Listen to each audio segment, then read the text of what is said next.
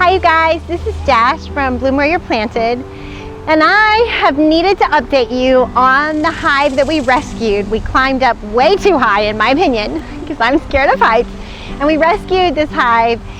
And if you want to see that exciting rescue, then I will link it down below in the video description so you can go check that out. But I've been putting off updating you because the hive is no more. They either died out or they left. So our beautiful top bar hive that Don built so quickly to put them in is vacant, sadly. But there's a little bit of hope, there's a glimmer of hope, and I'll share that with you in just a minute. So sometimes when I have failures like this, I can really beat myself up about them. Beekeeping though generally has highs, way too high in my opinion again, was this rescue. And then it has lows. So it's just kind of fraught with that. But when I have failures, I can really beat myself up about like what I did wrong, why didn't I do this differently? So, but I was talking to my friend, my homesteading and beekeeping friend, and he said, failures are just opportunities to learn. And he said, don't you dare beat yourself up about this. You're learning. And you are always learning in homesteading. So I am just going to take a page from his book, good advice I think, and I am going to just go over what I learned from this experience. Lesson number 1, a bee vac is a great thing to have. And I know some people on the internet have put designs out for the bee vac, and what it is you can build it yourself, and it just modifies a regular vacuum so the bees go through the tube. It modifies the sucking so they're not, they're not injured when they go through the tube into a box. And then you can take the bees and transport that box to your hive and put it in. And then you can handle the comb separately. So a bee vac would have been wonderful, and I'm definitely going to think about building one just so I have these situations I can go and get bees without harming them. And then the other thing, it was way up in the air, you guys, and I'm afraid of heights, so I was not really even thinking clearly up there. But we probably should have taken the bees and brushed them off or shaken them off into one box and then put the comb in a separate box so that bees wouldn't be injured by crushing comb. We tried to make dividers so we could keep the comb like upright, and the comb was just really soft and it just kind of squished to the side, so it didn't really work. Our plan didn't work that we thought was going to work, so we just had to roll with it. But yeah, that would be better to put the bees in one box and the comb in the other box, and then when we came down from the ladder we could have taped on some of that comb and taken care of that then. Okay, third lesson learned.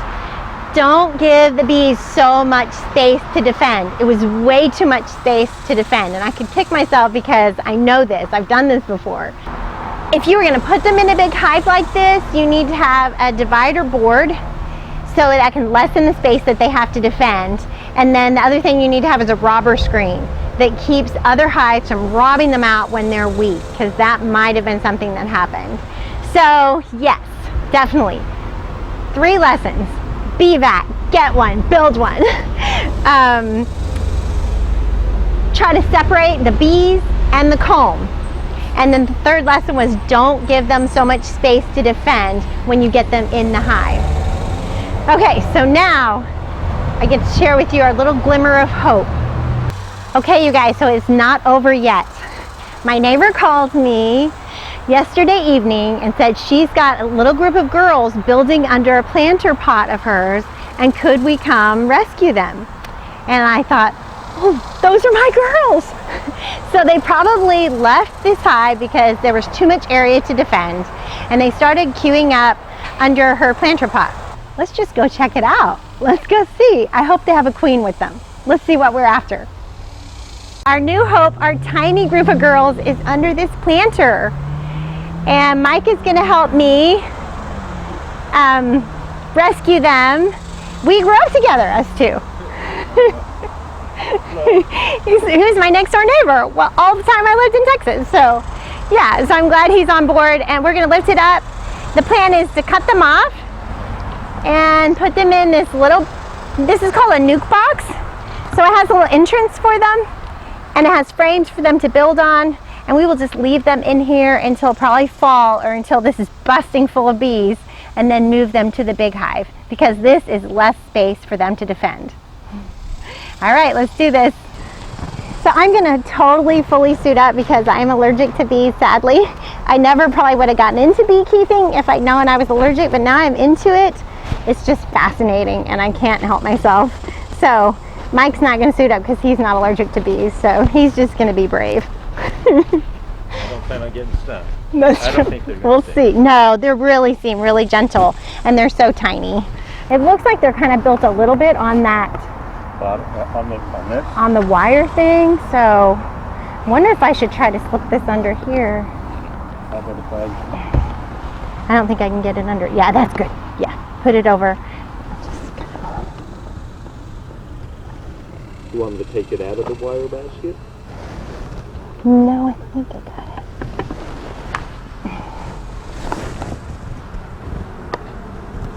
Yeah, it's just a swarm. Sure is. All right, I'm gonna try to get these bees here. You can back off if you need to, okay? But swarms are really gentle. They don't usually sting at all.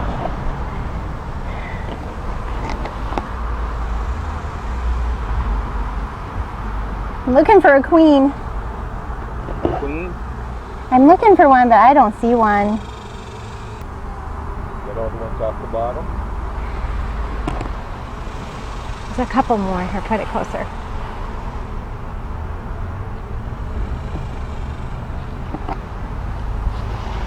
Yeah, I don't see a queen. Aww. Okay. Well, I don't see a queen, you guys, so that's unfortunate. It might have just been the little group of bees that were left queenless, queuing up somewhere trying to survive. So, but that's okay. Why don't you move the whole planter box? The whole thing? Yeah, and I'll put this there.